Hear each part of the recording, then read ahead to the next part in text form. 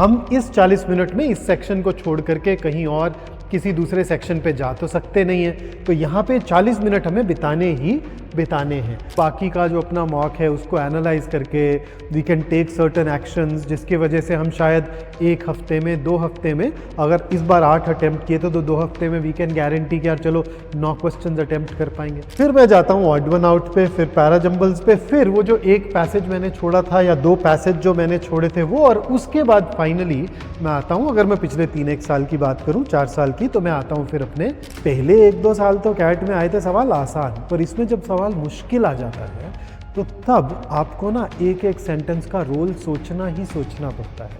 So as soon as the test series starts, I start getting a lot of these questions from you, and they are generally about the test taking strategy. Particularly because you and I work on VARC, I get a lot of questions which ask me about, sir, VARC कैसे attempt करें, क्या सही तरीका होना चाहिए, क्या target होना चाहिए. So this is a session where I go ahead and answer all those questions. और इस सेशन में मैं आपको बताऊंगा कि मैं कैसे अप्रोच करता हूं VARC सेक्शन को, और सिर्फ यही नहीं, मैं आपको यह भी बताऊंगा कि मैं क्यों वो सीक्वेंस फॉलो करता हूं, और वो जो क्यों है that will help you customise the sequence exclusively for you. So let's go ahead and talk about how to attempt VARC in the mock. तो एक सिंपल सी चीज से शुरू करते हैं, ठीक है? मॉक दिया, क्या ऐसा हुआ कि तुम सेक्शन अटेम्प्ट करना तुमने शुरू किया, तुम एक पैसेज को पढ़ रहे थे, पढ़ते पढ़ते पढ़ते पढ़ते तुमने उस पैसेज को कंप्लीट किया, suddenly you look at the clock and you realise कि ओ माय गॉड 12 मिनट हो गए, और हो सकता है अभी भी वही पैसेज चल ही रहा हो, and that is when you panic and then you just try to maximize your attempts, you rush to passage 2, passage 3, passage 4, और आजकल तो बीच बीच में वर्बल एबिलिटी के क्वेश्चन भी स्प्रिंकल्ड अराउंड हैं, वो सेपरेट सब सेक्शन की तरह, सेपरेट क्लस्टर की तरह नहीं आते, and that is where we at times end up getting these things wrong. हम ज़्यादा गलतियां करते हैं, हम कम अटेम्प्ट कर पाते हैं, और उसके वजह से जो हमारा सारा माइंडसेट होता है कभी कभी वो भी अफेक्ट हो जाता है. And since VARC is the very first section of the exam, if that mindset gets disturbed, in case you have not worked on that fortitude, तो हो सकता है कि वो बाद वाले सेक्शंस में भी तुम्हें तकलीफ दे. तो एक चीज जो है एग्जामिनर ने क्या डाली है, एक सीक्वेंस में क्वेश्चंस लिखे हुए हैं, और बहुत सारे लोग उसी सीक्वेंस में उसको अटेम्प्ट करना शुरू कर देते हैं. But I want you to keep in mind that starting at the start, beginning with that question number 1 is not a wise thing to do. तो आपको वहां से शुरू नहीं करना है. तो अगर यहां से शुरू नहीं करना है तो फिर कहां से शुरू करना है? So let us go ahead and look at the section first. Okay, so what do we have here? We get 24 questions. These 24 questions are to be answered in 40 minutes, and we have 4 passages and we have some verbal ability questions, and this is a timed section, right? हम इस 40 minute में इस section को छोड़ करके कहीं और किसी दूसरे सेक्शन पे जा तो सकते नहीं है, तो यहाँ पे 40 मिनट हमें बिताने हैं. अब within this we can think of this as a paper that contains 2 subsections. तो ये until a couple of years ago ना literally सारे RC के passages इकट्ठे आते थे, पहले 4 passages 16 questions, उसके बाद 8 VA के questions. बट पिछले 2-1 सालों से इन्होंने ना वो डिस्टिंक्शन खत्म कर दिए. सो ऐसे डिस्टिंक्टली सेग्रीगेटेड सबसेक्शंस तो नहीं है, बट है तो सबसेक्शंस ही ना, because you still have reading comprehension, you still have verbal ability. तो out of those 24, 16 questions are within your RC passages, 8 do not rely on passages, right? तो 16 RC के questions, 4 passage, 4 questions in each for the last 5 years in fact, to 2021 onwards. और verbal ability में 8 questions जो they are spread over 4 types. यहाँ font size छोटा हो रहा था, मैंने 3 लिखे हैं. The 4th one was introduced in CAT 22, which is a variation of para completion that in my classes I refer to as sentence placement questions. Okay? अब इसमें सारे क्वेश्चंस भी एक जैसे नहीं हैं. We have some questions which are non-multiple choice questions. तो exam में एक तो मल्टीपल चॉइस आते हैं. मल्टीपल चॉइस में क्या है, if you get it right you get 3 marks, you get it wrong and they end up deducting 1 mark from you. तो यानी कि इन क्वेश्चंस में गलती की तो there is going to be a penalty waiting for you. But इसमें we also happen to have these TITA questions. बहुत सारे लोग टीटा और टाइप इन द आंसर की वजह से इसको टीटा हम लोग बोल देते हैं, but these are essentially non multiple choice questions. अब DILR में, क्वांट में there is a very significant number of non MCQs। हाँ, मतलब उन दोनों सेक्शंस को ही मिला लें तो you typically have 16 to 18 non MCQs at times. हाँ, वर्बल एबिलिटी में उतना ज्यादा तो नहीं है, मगर इन क्वेश्चंस में जनरली 2 से 4 क्वेश्चंस आपको नॉन MCQs मिलेंगे। But the good thing about these questions is that if you get them right you get 3 marks just like your MCQs, but if you get them wrong then there is no deduction, there is no penalty, and that makes them very attractive. So there is very little downside. Downside यहाँ पे क्या है, आपको time तो spend करना पड़ेगा, है ना। तो टाइम जरूर है जो जा रहा है, मगर as such a wrong answer is not getting penalized, and therefore even if you run out of time, these are questions that you would definitely want to go ahead and guess. तो अब इसमें जब हम section attempt कर रहे हैं, so the key thing to remember is the goal is not to finish the section. हम में से बहुत सारे लोगों को लगता है यार 40 मिनट है, 24 सवाल है। नहीं रे, who says that you need to go ahead and attempt each one of those 24 questions? Now see, somebody like me who's really very good at VARC, who believes that VARC is an area of strength, then I would want to maximize my score in VARC. I may aim at attempting all the 24 questions. So तुम्हारे preparation में भी मैं generally काफी बार आपको ये बताता हूँ कि यार कैट में ना कम से कम मतलब 2 सेक्शंस ऐसे हों जिनमें you are as good as anybody else, और कम से कम 1 सेक्शन ऐसा हो जिसमें आप you are way ahead of your competition. अगर ऐसा सिनेरियो है तो it is very easy for you to get amazing percentiles. तो अब is VARC that section for you? Think, क्या तुम VARC से अपना स्कोर मैक्सिमाइज करना चाहते हो, या ये वो सेक्शन नहीं है जिसमें तुमको लगता है कि तुम बाकी लोगों से बहुत आगे पुल थ्रू कर पाओगे? तो गोल सेक्शन फिनिश नहीं करना है, हमारी करंट एबिलिटी के बेसिस पे कितना स्कोर कर सकते हैं वो स्कोर मैक्सिमाइजेशन की तरफ जाना है, और ये दोनों एकदम अलग अलग चीजें हैं। So let me tell you, let's just bring out certain key elements. सो एक चीज होती है जिसको हम बोलते हैं सेक्शनल कट ऑफ। यार इससे नीचे आए तो कॉलेज हमें कंसिडर ही नहीं करेगा। ज्यादातर कॉलेजेस में आपका सेक्शनल कट ऑफ होगा 80 percentile. So in VARC out of this 24, if you go ahead and answer 6 questions, हाँ, तो आप 6 क्वेश्चंस पे generally, I am saying, I am just looking at the past trend, generally ज्यादातर सालों में आप 80 percentile cross कर जाएंगे। सो if you just need to clear the sectional cutoff for majority of the colleges, 6 questions suffice. अगर आप यही 6 की जगह, if I say you go ahead and attempt 9 questions, हाँ, अच्छा, when I say attempt, I'm saying net correct. आपके 6 question किए, 6 सही, आपका 80 परसेंटाइल आ गया। You attempted 9 questions where all of them are right. यार ज्यादातर सालों में you'd end up crossing 90 percentile, which is terrific. और यही कहीं अगर आप लेट्स से 13 से 15 क्वेश्चंस अटेम्प्ट करके सही कर लेते हैं तो ज्यादातर सालों में that will lead to more than 99 percentile for you. तो 24 सवाल जरूरी है नहीं ना? तो I know there are friends of mine who are really good at quant, who are really good at DILR। उन्हें पता है कि वो वहां पे स्कोर मैक्सिमाइज करेंगे, तो यहाँ पे they just want to be as good as anybody else. तो उनका टारगेट क्या होगा? 9-10 सवाल। तो अगर आपका भी सेक्शन टेस्ट में, मॉक टेस्ट में आपको लगता है यार VARC में स्कोर ही नहीं आ रहा, तो सोचो कहीं ये तो नहीं कर रहे आप कि आप चाह रहे हैं ज्यादा से ज्यादा सवाल अटेम्प्ट करें। हाँ, मत कीजिए ये। तो if you are not very comfortable with VARC, in fact at this juncture I would ask you to slow down. आपका पहला टारगेट क्या है भाई? 6 क्वेश्चन कर लो, 7 क्वेश्चंस कर लो, 8 क्वेश्चंस कर लो, बस बहुत है। Choose those 6 to 8 questions that you are confident about. और अगर हमें इतने सवाल भी नहीं मिल पा रहे हैं सेक्शन में आज, तो मतलब हमने सिलेबस शायद पूरा नहीं किया है, उसमें क्वेश्चन टाइप्स में मास्टरी की तरफ शायद अभी बढ़े नहीं हैं, तो आप पहले उस पर फोकस कर सकते हैं उस केस में। But otherwise your first goal should actually be 6 to 8 questions.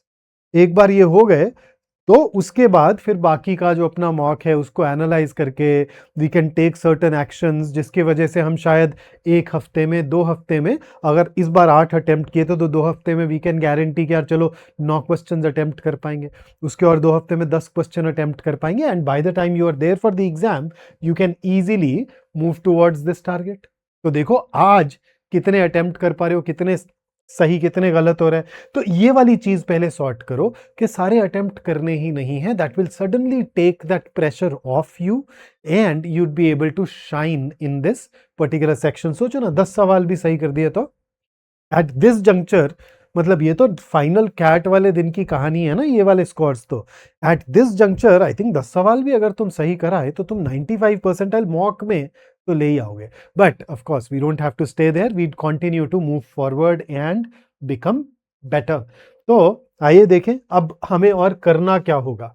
तो इस पूरे सेक्शन में आप स्कोर मैक्सिमाइज कर पा रहे हैं या नहीं कर पा रहे, उसमें 2 चीजें हैं जो आपके लिए कंस्ट्रेंट का काम करेंगी। Constraint number 1 is time. भाई 40 मिनट ही हैं, इसमें कहीं और से किसी और सेक्शन से आप बोरो नहीं कर सकते। अगर ये टाइम का कंस्ट्रेंट नहीं होता, if I just give you a previous year question paper and ask you to attempt, chances are you'd of course attempt all the 24, शायद 2 घंटे लगे 3 घंटे लगे पर आप कर ही लेंगे, है ना। और अगर आप कर लेंगे तो आप अपना स्कोर भी फिर मैक्सिमाइज कर सकते हैं on the basis of your current ability. But then the second thing, the second constraint is that ability itself. सिर्फ ये कि मैंने आपको टाइम दे दिया does not mean you will get all the 24 questions right. तो उन क्वेश्चंस को सही करने के लिए कुछ कॉम्पिटेंसीज चाहिए, है ना, कुछ नॉलेज चाहिए, कुछ स्किल चाहिए, कुछ टेक्निक चाहिए, कोई अप्रोच चाहिए, कोई स्ट्रैटेजी चाहिए, है ना। तो वो सारी चीजें कॉम्पिटेंसी है। तो that is another bit of constraint. और ये जो कॉम्पिटेंसी है ये बड़ी सब्जेक्टिव सी चीज है। हाँ, तुम्हारी कॉम्पिटेंसी तुम ही जानते हो, वो दूसरे लोगों के कंपैरिजन में ज्यादा हो सकती है, कम हो सकती है। और जो हम बार बार बोलते हैं मॉक्स देने के बाद एनालिसिस करना है, तो एनालिसिस के पीछे का कारण भी यही है that analysis helps you identify action items that allow you to maximize your score moving forward। आप तभी कुछ ऐसे एक्शंस ले पाएंगे जिससे आप की कॉम्पिटेंसी बढ़े, और जब कॉम्पिटेंसी बढ़ेगी तो ऑब्वियसली स्कोर बढ़ेगा। तो टाइम को हम इन्फ्लुएंस नहीं कर सकते, लेकिन ये एक ऐसा एस्पेक्ट है जिसे हम इन्फ्लुएंस करके और बेहतर बन सकते हैं। हाँ, अब अगर आप सेक्शन दें तो किस सीक्वेंस में क्वेश्चंस अटेम्प्ट करने चाहिए, what is the key principle here with us. The key principle is this: easy and fast first। Okay, तो जो सवाल आसान वो पहले करना। तो बेसिकली 2 चीजें, आसान भी क्या। सो बेसिकली देखो क्वेश्चंस जो हैं ये एक स्पेक्ट्रम पे एग्जिस्ट करते हैं, इजी टू डिफिकल्ट के स्पेक्ट्रम पे। And this area, this bit is once again subjective. What is easy for you may be difficult for somebody else और वाइस वर्सा, है ना। और इसी तरह से there is this another axis and that is कुछ questions ऐसे होंगे जो तुम्हारे लिए लेस टाइम कंज्यूमिंग है, और कुछ क्वेश्चंस ऐसे होंगे जो तुम्हारे लिए मोर टाइम कंज्यूमिंग है।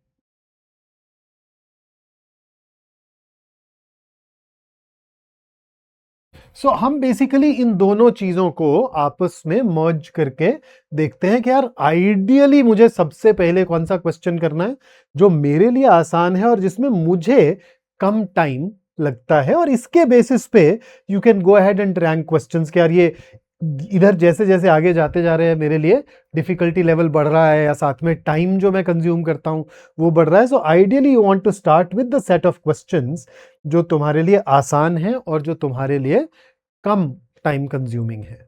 अब this is something that you need to figure out. अब आप ये कैसे फिगर आउट करेंगे, here let me tell you a strategy to do that as well.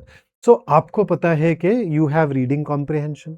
Reading comprehension के अंदर मैंने अक्रॉस द वर्ल्ड बहुत अलग अलग एग्जाम्स के लिए आरसी पढ़ा है, और मैं आपको बता रहा हूं कुछ 20-21 तरह के क्वेश्चन टाइप्स ही आते हैं एट द मैक्स, ठीक है।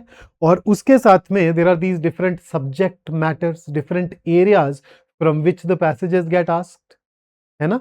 सो आपके लिए जितने भी ये आरसी के क्वेश्चन टाइप्स हैं, think of every question type as an agenda item, think of every question type as a chapter जो आपको मास्टर करना है।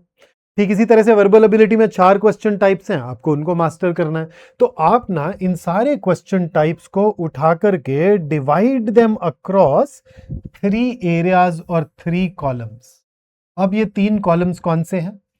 आपके पास एक कॉलम है that talks about your areas of comfort. यार ये वो क्वेश्चंस हैं जिनमें आपकी एक्यूरेसी रेट कंसिस्टेंटली 70% से ज्यादा रहती है। And then you have your areas of discomfort. इनमें लेट अस से your accuracy rate is under 40%। और फिर ये बीच वाले बहुत सारे इन बिटवीन एरियाज हैं जिनमें आपका एक्यूरेसी रेट जो है इट हॉवर्स अराउंड 50%। ठीक, तो अब अगर आपको पता है कि आरसी का के सारे क्वेश्चन टाइप्स में से कौन सा कहां है, अब तो ठीक है। नहीं पता तो you need to build that database. Similarly verbal ability के 4 क्वेश्चन टाइप्स, इन 3 कॉलम्स में आप कहां रखेंगे, फिगर इट आउट। तो आपको सबसे पहले ये देखना है कि वो क्वेश्चंस अटेम्प्ट करें जो यहां बिलोंग करते हो। खासतौर पे if you are a beginner where your target nowadays is अच्छा यार 8 सवाल कर लूं मैं पहले, तो आप सिर्फ इन्हीं से शुरू करें। अभी के लिए आप टाइम इग्नोर कर सकते हैं because you already have 5 minutes per question on an average, and if you pick up your areas of comfort, chances are कि इतने में तो हो ही जाना चाहिए, है ना।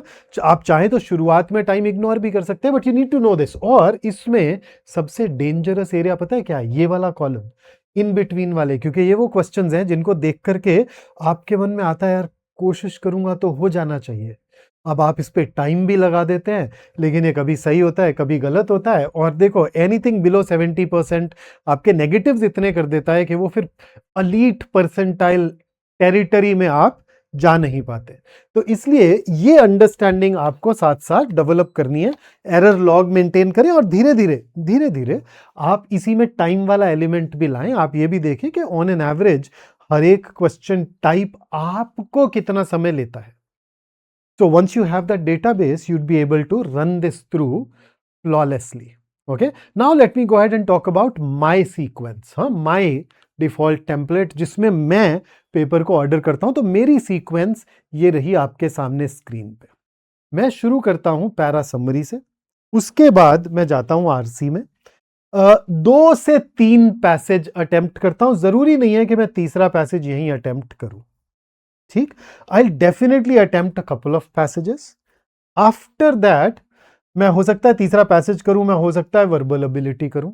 तो ये वाली चीज जो है ये it is not exactly written in stone. हाँ, ये चेंज होता रहता है, कभी यहां होगा या कभी यहां आएगा। फिर मैं जाता हूं ऑड वन आउट पे, फिर पैराजंबल्स पे, फिर वो जो एक पैसेज मैंने छोड़ा था या 2 पैसेज जो मैंने छोड़े थे वो, और उसके बाद फाइनली मैं आता हूं, अगर मैं पिछले 3-1 साल की बात करूं, 4 साल की, तो मैं आता हूं फिर अपने सेंटेंस प्लेसमेंट वाले क्वेश्चन टाइप पे। तो that's my sequence. But then I told you कि मैं आपको साथ साथ ये भी बताऊंगा कि मैं ये सीक्वेंस क्यों फॉलो करता हूं। तो देखो ये मेरी सीक्वेंस है, ये तुम्हारी सीक्वेंस नहीं है। तो इसको ब्लाइंडली बिना ये जाने मैं क्यों इसको फॉलो कर रहा हूं आप अडॉप्ट मत कीजिएगा।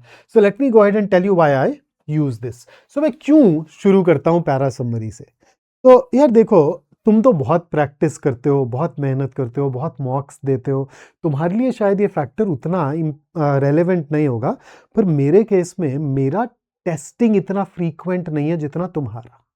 मैं टाइम्ड कंडीशन में उतने एग्जाम्स नहीं, उतने मॉक्स नहीं देता जितने के अब तुम देते हो। तो मैं जब एग्जाम में जाता हूं ना, तो मुझे पता है कि एक मेजर चंक तो पेपर में आरसी है, लेकिन अब आरसी से पहले मुझे लगता है कि मैं अगर बेस्ट समरी वाले सवाल करूं तो ये मेरे लिए वार्म अप का काम करते हैं।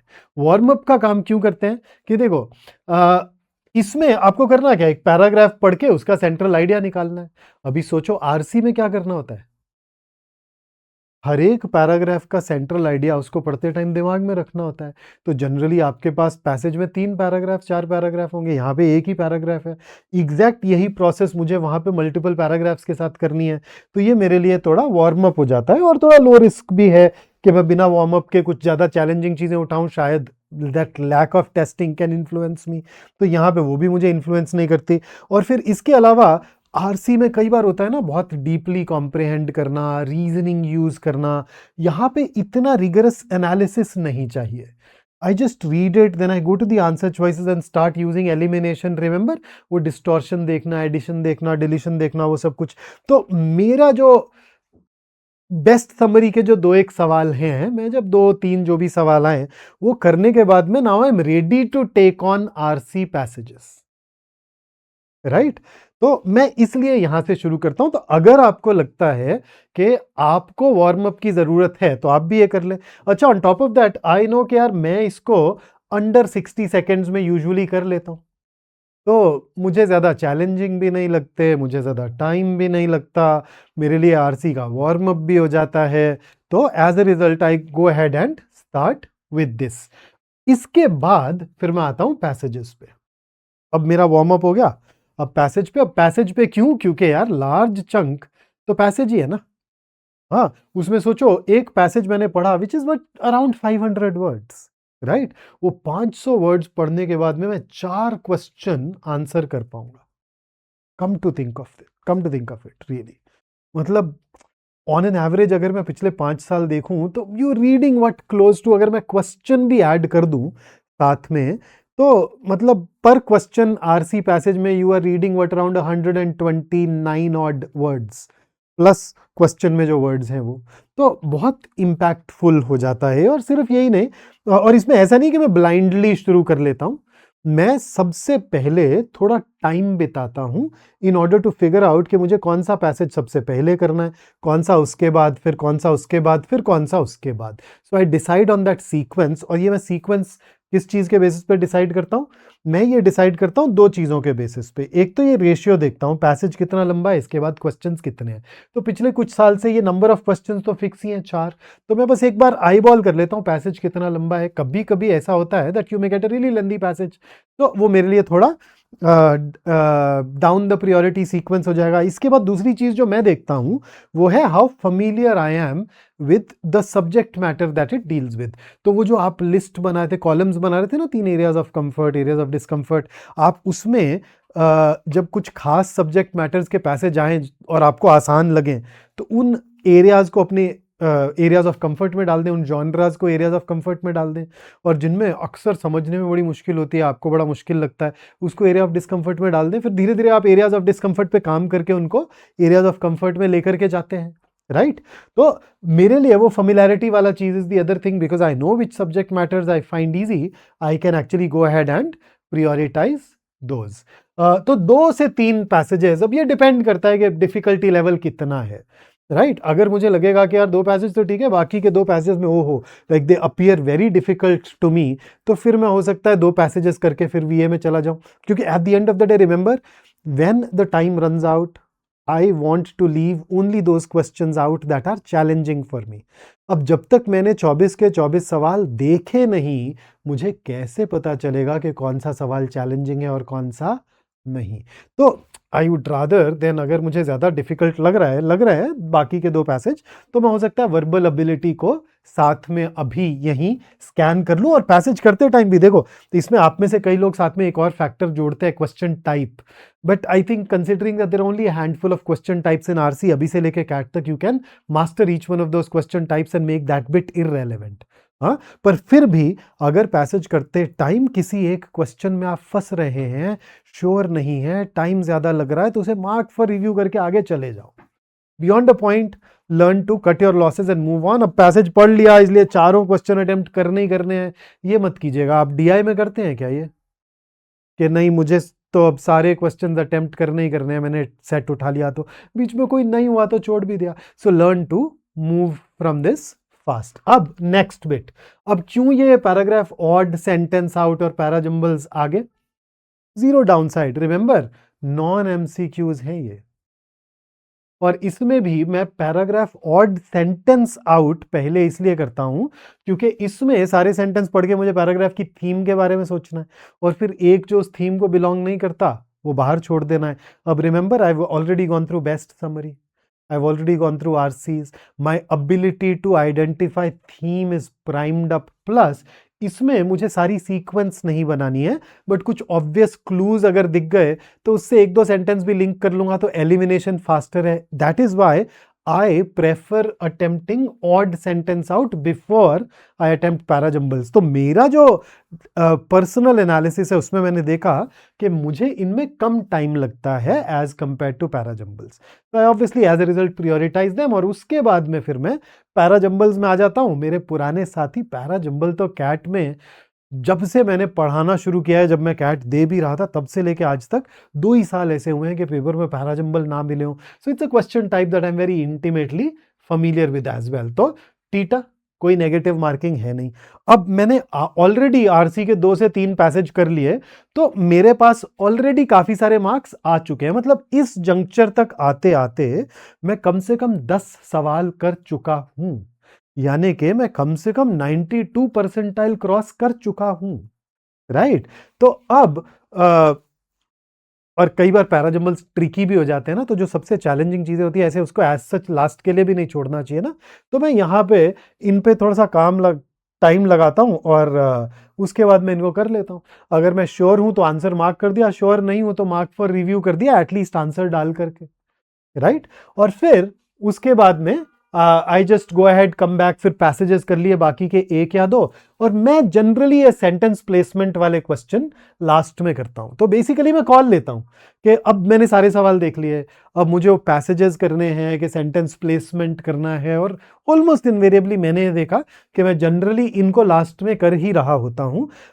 और उसका कारण ये है कि इसमें मुझे बाकी के वीए क्वेश्चन की तुलना में अभी तक टाइम ये सेंटेंस प्लेसमेंट वालों में थोड़ा ज्यादा लग रहा है, क्योंकि आई रियलाइज पहले 1-2 साल तो कैट में आए थे सवाल आसान, पर इसमें जब सवाल मुश्किल आ जाता है तो तब आपको ना एक एक सेंटेंस का रोल सोचना ही सोचना पड़ता है.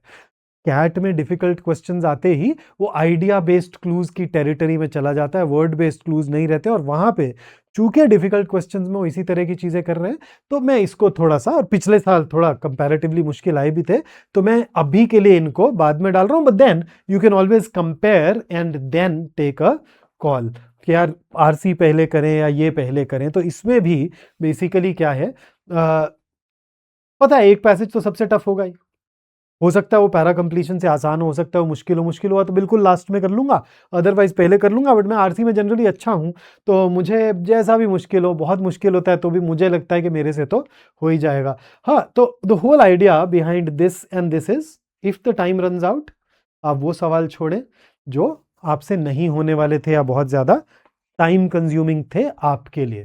तो विद दैट अब मैं बोलूंगा कि इसमें ना साथ में अडाप्ट भी करते रहे रियल टाइम में. अब मैंने ये सीक्वेंस बता दी, क्या मैं ब्लाइंडली हर बार ये सीक्वेंस फॉलो करूंगा? नहीं नहीं यार, I take a call on the basis of the section.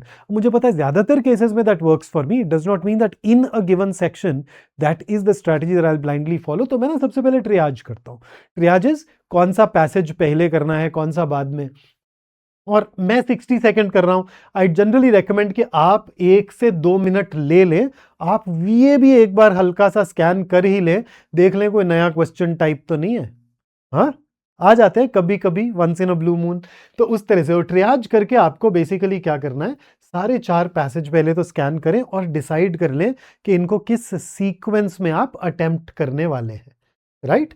तो उसके लिए अब एक तरीका क्या है, मैंने आपको बताया था ना, लेंथ देख ली, और इसके अलावा आप जो है हर एक पैसेज की शुरुआती 2-1 लाइन, लास्ट की 2-1 लाइन्स पढ़ लें, या आप हर एक पैराग्राफ की पहली लाइन पढ़ लें. So you get a rough idea of, या मैं इनफैक्ट काफ़ी बार शुरू और लास्ट में नहीं जाता हूं. मैं अब इन दिनों बीच के पैराग्राफ के ही 3-4 लाइन्स पढ़ लेता हूं, शुरू के पढ़ते नहीं हूं. पहला पैराग्राफ बहुत बार मिसलीडिंग हो जाता है, तो उससे I get to figure out कि इसका सब्जेक्ट मैटर क्या है. और फिर अकॉर्डिंगली ये भी देख लेता हूँ कि यार वो सब्जेक्ट मैटर पता चल गया, हाँ, किस सीक्वेंस में, और वो लेंथ वेंथ कैसी लग रही है, और फिर रैंक कर लेता हूँ इनको, रैंक 1 to रैंक 4. हाँ, वीए में अब मैं by and large question type से ही जाता हूँ, इसलिए मैं उनको ट्रियाज में जनरली डालता नहीं हूँ. मुझे पता है मैं बेस्ट समरी पहले करूंगा, ऑड वन आउट करूंगा, फिर जंबल्स, फिर sentence completion. But because of this I know कि मुझे किस सीक्वेंस में जाना है, तो जब तक मैं कर नहीं लेता तब तक सेक्शन शुरू नहीं. तो जनरली बेस्ट समरी किया, बेस्ट समरी के बाद मेरे 60 सेकंड यहाँ जाएंगे. I will go ahead and do this ट्रियाज, और फिर जाकर के मैं क्वेश्चंस को अटेम्प्ट करना शुरू करूंगा। और इसमें भी यार learn to ignore the sunk cost. एक होती है संक कॉस्ट फैलेसी, हमारा कुछ टाइम चला गया तो कुछ और टाइम लगा दें, नहीं यार, लर्न टू अबॉर्ट। तो बेसिकली पैसेज में कई बार होता है गलत चॉइस हो गई, अब मैंने पैसेज पढ़ना शुरू कर दिया, 2 मिनट हो गए लेकिन मुझे पैसेज का सिर पैर समझ ही नहीं आ रहा यार, आई टुक a bad call.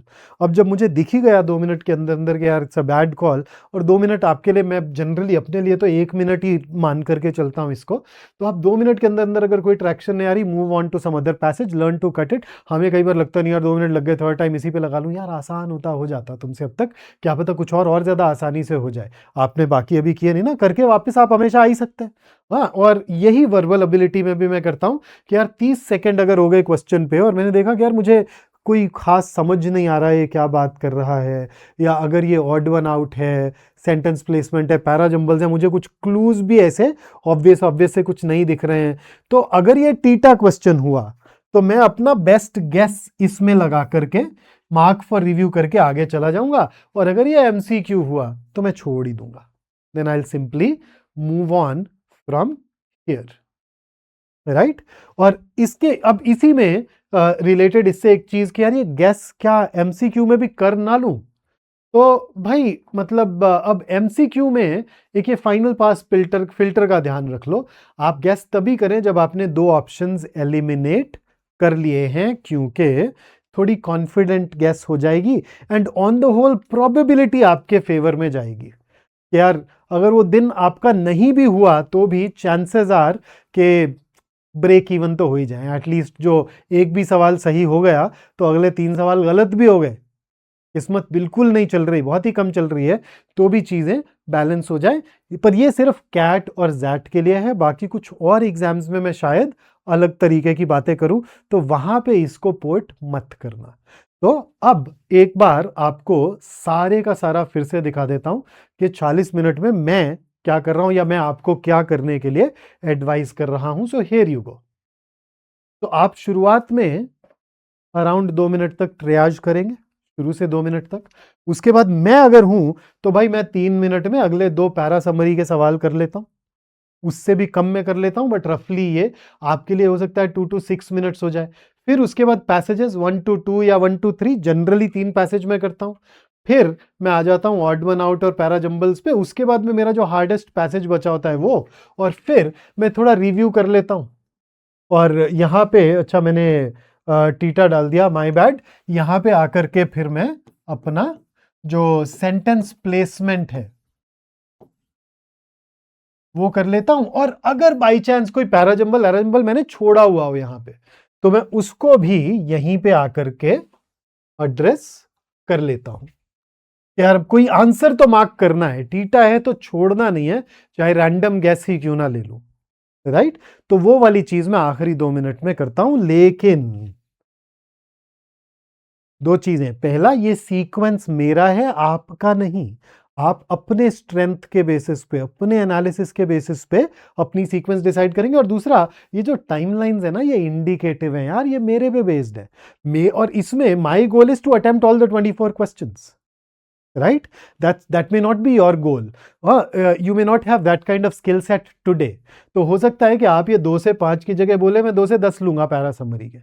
If your goal is to attempt 8 questions today, why would you really fret? उसके बाद में आप बोलेंगे यार मैं तो एक पैसेज करूंगा, उसके बाद में मैं ऑड वन आउट और पैरा जंबल्स देखूंगा, फिर मैं एक और पैसेज कर लूंगा, बहुत है।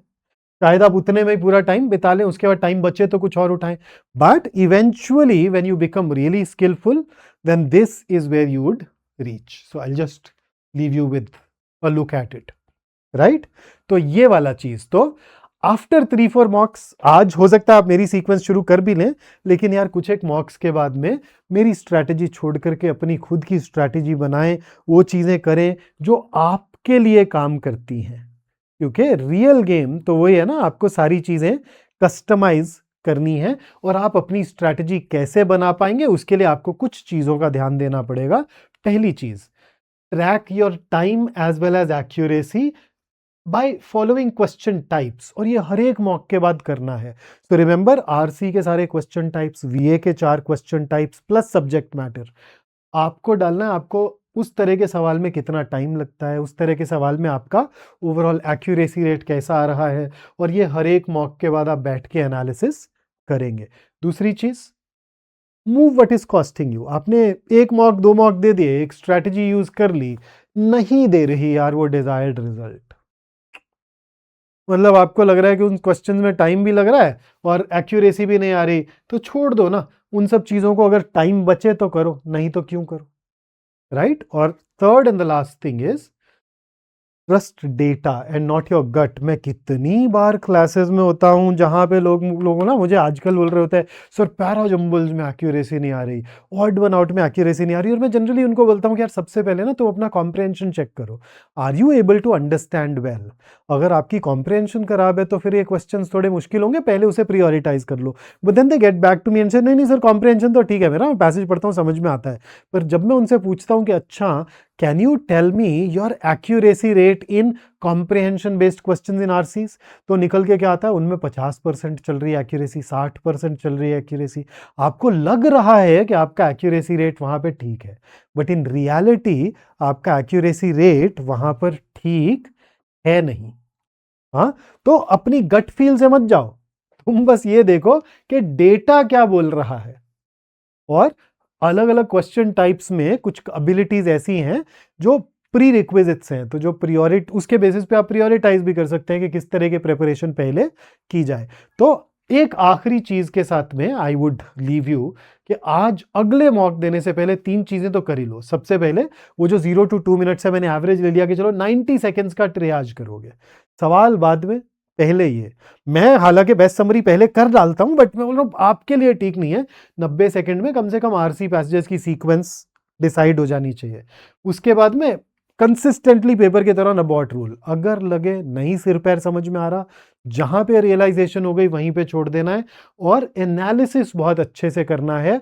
और इसके अलावा आप बाकी के हफ्ते में भी जो प्रैक्टिस कर रहे हैं वो प्रैक्टिस करते हुए आपको वो 3 कॉलम्स जो मैंने आपको बताए थे, areas of discomfort, areas of comfort और इन बिटवीन, वो क्लैरिटी मेंटेन करनी है। और धीरे धीरे जो इन बिटवीन एरियाज हैं उनको एरियाज ऑफ कंफर्ट में ट्रांसफर करें। जब वो इन बिटवीन एरियाज सारे एग्जॉस्ट हो जाएं तो फिर एरियाज ऑफ डिस्कंफर्ट उठा उठा के एरिया ऑफ कंफर्ट में ट्रांसफर करें।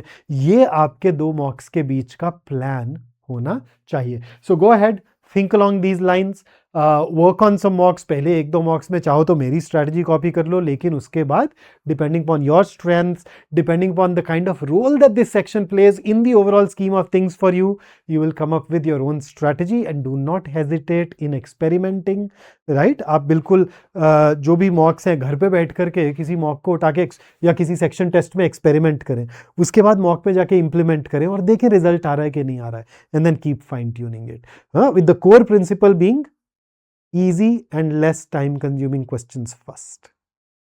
That's basically the thing that you eventually keep your eye on. So that's it for this particular session. इसके अलावा और कोई भी सवाल हो आपके, so don't hesitate in reaching out to me. I would love to sit down with you, talk about these things in greater detail and address your specific queries. So that's it from me today. Have a great day ahead and I'll catch you guys soon. Have fun.